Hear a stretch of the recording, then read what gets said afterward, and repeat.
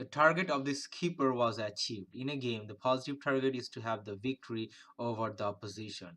So the captain was aiming at defeating and crushing the hopes of opposition to win. As the target was achieved, and so he is a keen and sagacious captain.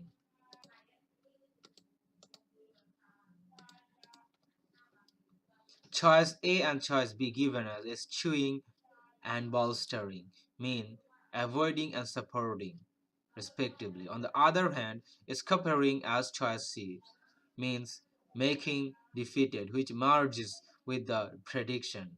Choice A and choice B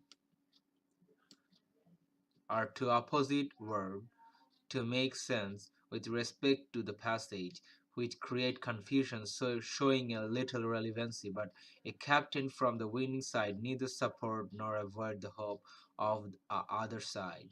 He has to consider their hope as hint to drive his plan onward. So choice A and choice B are eliminated for blank one, and choice C is the correct answer to feed the blank one.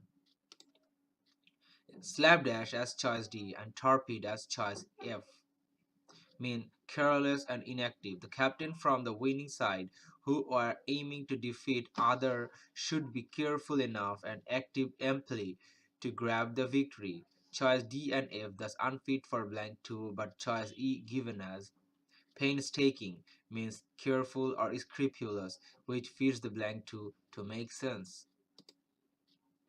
Blank 3 can easily be predicted to fail. It should be filled with any choice means hindered or crushed the desires of opposition, which is meant by choice H, given as pulverized.